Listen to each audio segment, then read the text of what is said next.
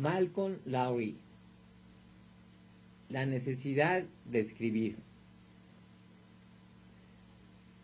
La figura de Malcolm Lowry tiene el carácter de un signo. Hay algo extrañamente perturbador y particularmente atractivo en ese personaje atribulario y fantástico, doloroso y burlón, que atraviesa por las páginas de la literatura, haciendo aún algunos de las novelas que pueden considerarse obras maestras definitivas. Para Malcolm Lowry, la necesidad de escribir, la voluntad de convertir toda su experiencia, la totalidad de su experiencia en literatura, era una urgencia única y extrema. El resultado de esta necesidad es precisamente una obra vasta pero reducida al mismo tiempo, porque el protagonista central de esa obra es siempre inevitablemente el propio Lowry, pero no el Lowry que atraviesa sufriendo gozos o infortunios a través de días, años y meses,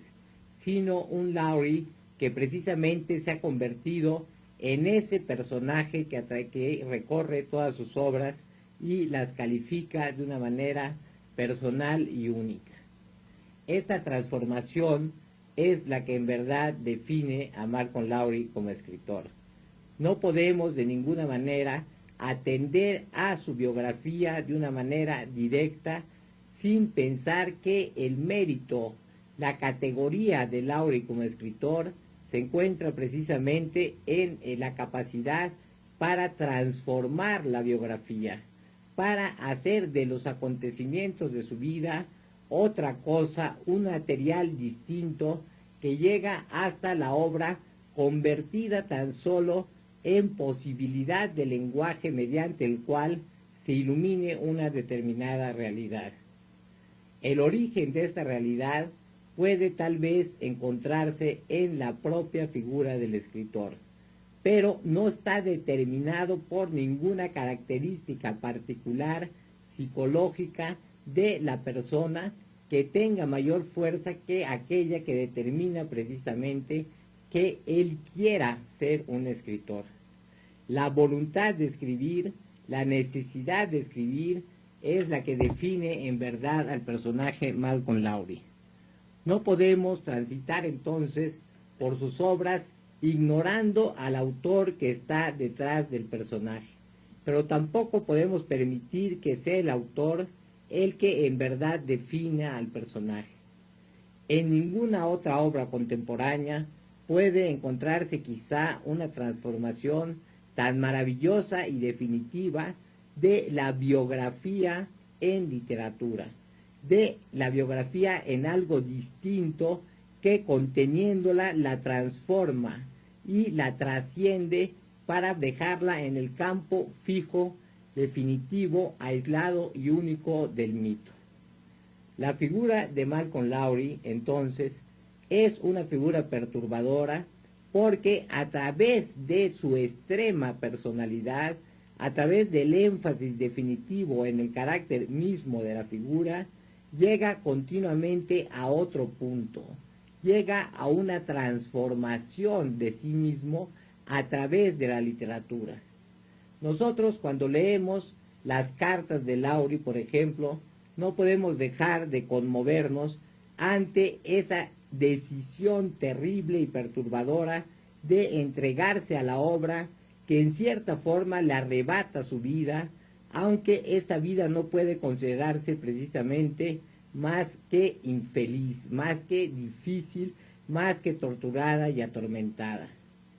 Malcolm Lowry tiene una fotografía en la que hacia el final de su vida,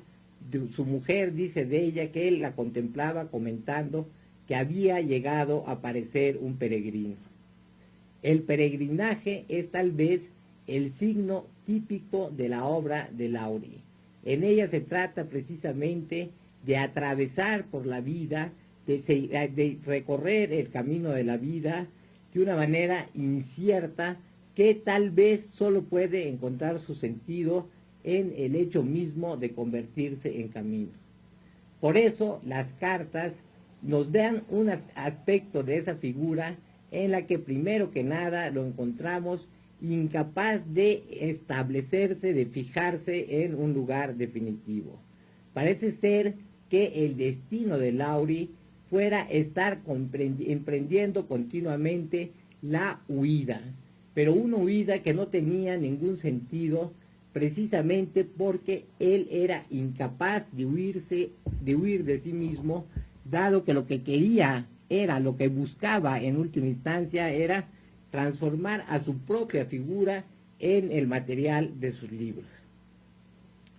Muy pocas veces se encuentra entonces una intensidad parecida a esa voluntad de Malcolm Lowry de escribir y la dificultad misma que representaba para él el hecho de que tenía que hacerse dueño de los acontecimientos que formaban su biografía para llegar a transformarlos en verdad. La obra de Lowry puede interpretarse como un desarrollo progresivo de los sucesos por los que les tocó pasar. Así, en su primera juventud, se entra a la tripulación de un barco carguero para recorrer distintos lugares del mundo como marinero en ese barco, pero no porque pretendiera de ninguna manera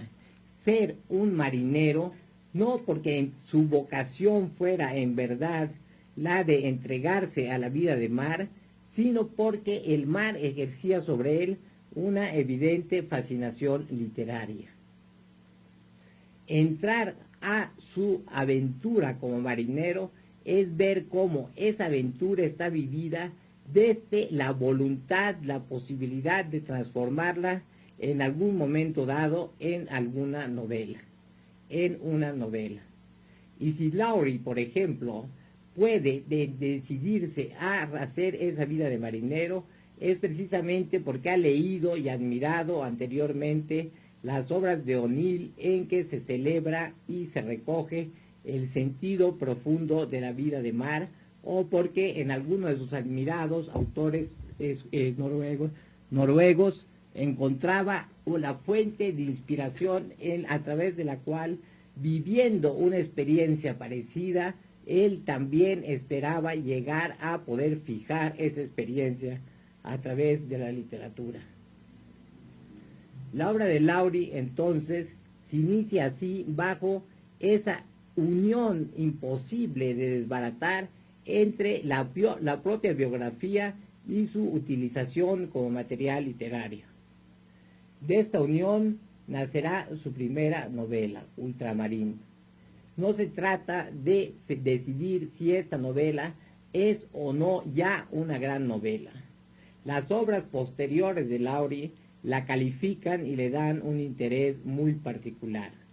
porque precisamente en ella encontramos los gérmenes primeros de lo que más adelante sería en verdad la obra, la tarea que va a ser significativa a la figura del escritor. Ultramarine es obviamente una novela que podemos considerar bajo el signo de el hombre joven que se lanza a la aventura. Se trata de encontrar en el barco, que en la novela lleva el significativo nombre de Edipo Tyrannus, un lugar en el mundo, de establecer un centro del mundo desde el cual el personaje principal pueda realmente participar del mundo, hacerse parte en su tarea como parte de la tripulación de ese barco. Ultramarine tal vez entonces no es una gran novela, pero sin embargo, a la luz de las obras posteriores de Lowry, resulta una novela interesantísima, en tanto nos pone sobre las primeras fuentes del lugar del que extraería su propio material narrativo el escritor. Para leer esta novela, tal vez sea entonces conveniente haber frecuentado ya la obra de madurez de Lowry para que esa obra le ilumine y la aclare.